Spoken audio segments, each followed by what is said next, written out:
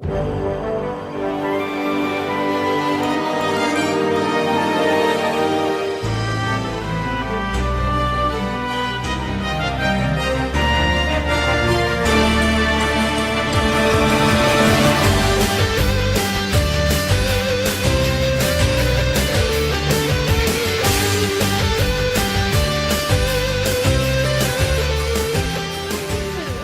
everyone and welcome in Copenhagen.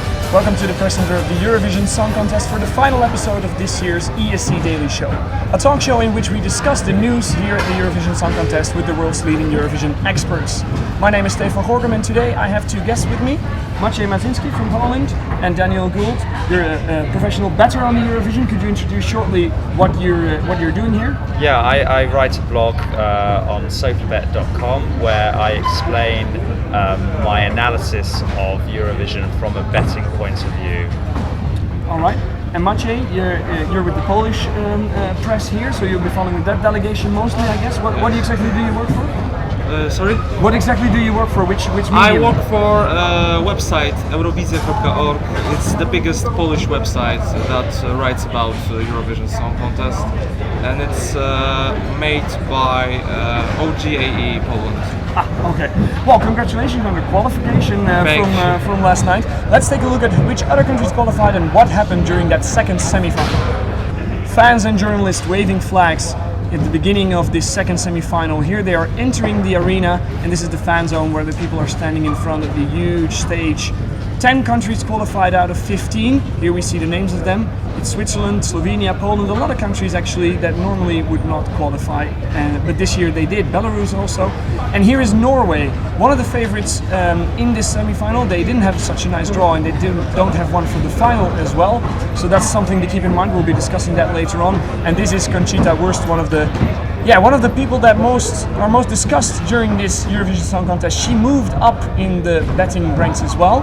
Daniel, what do you think about Conchita?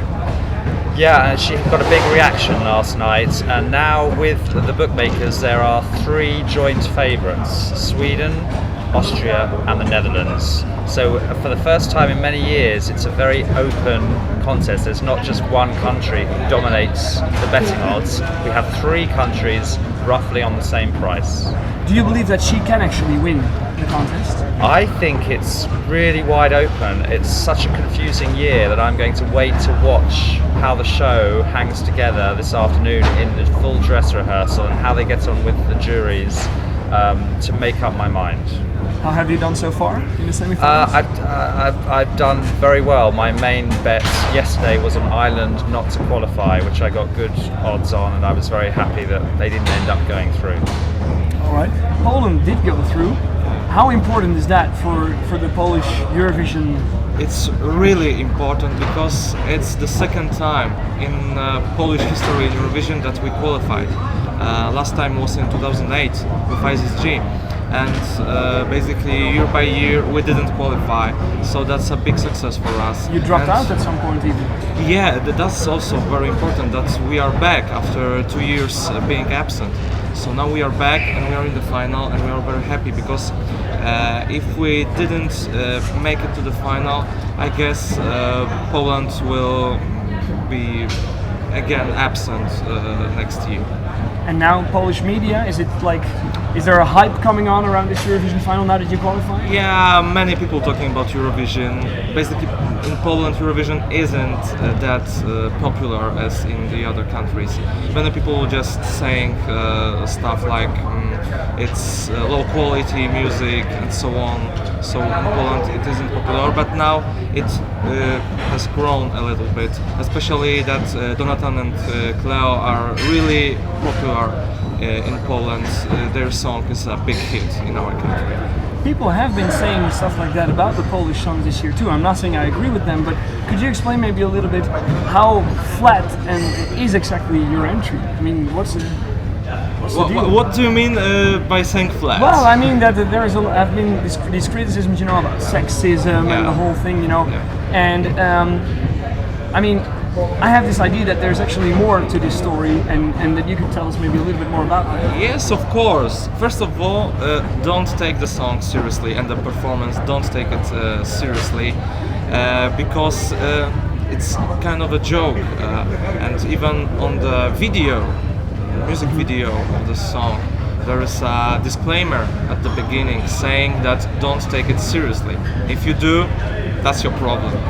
And we wanted, Polish delegation wanted to show Polish culture with traditional suits and beautiful girls also, and just it's song made to have fun, and that's the main point.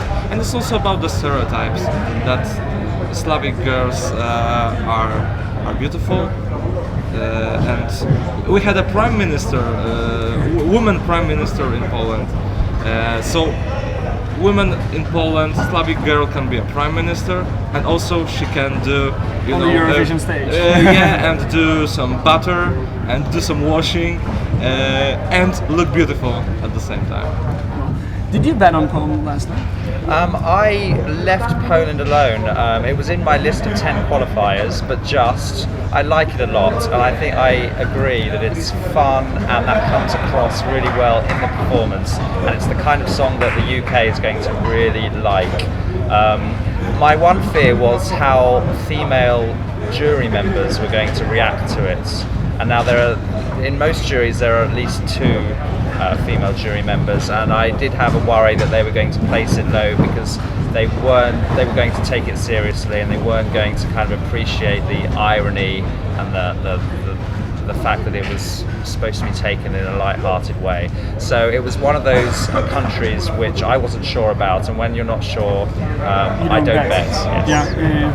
Now how about the final? Because now a whole club of countries is joining in that actually relates to the Polish song, I would say. Like from the first semi-final, they were not able to vote yesterday, but they are able to vote for them in the final. Yes, there were many Slavic countries in that semi-final yesterday, and there are a few more now in the final. I feel sad that it is drawn right next to Greece, because here you have 2 of the busiest, funnest, most up-tempo songs right next to each other, and I think that's a shame. But again, I'm open-minded, and I'm going to see how it looks on the screens in rehearsals before I come to a conclusion about it. All right, we'll move on to another Central European country that has been improving its Eurovision efforts over the last couple of years and is one of the, well, let's say dark horses for the win tonight. Andras Kalaisanis. When I watch it back, I want to see that I sang the best that I possibly can. Because I'm always very negative when it comes to myself. When I watch something back, I'm always mad. Oh, I could have done this better. I just hope that doesn't happen. I hope everything is the way that I want it to be. And if something goes right, then I'll party a little bit when it's all done with. No parties for Andras. Is he one of the contenders? Yeah, his bookmakers have him at 5th or 6th favourites, so he is one of the contenders. He has a good draw at 21, I believe. Mm-hmm. So he can't be ruled out. And he's talking about saving his voice and and not going to parties. How important is that? What would you rate higher? Like the approach that he takes, or like the artists that visit every Euroclub night and try to promote themselves in that way? I think the most important thing is your performance on the big night. So he's taking the right approach, saving himself for when it really matters. How about the Polish delegation? Have they been around? No. I was talking with Donatan yesterday. I asked him if now we can go and celebrate the success, but he said no. It's important for us to be prepared well for today's rehearsals and the show tomorrow, of course. So no celebrating right now. We have to be well prepared and do our best on Saturday.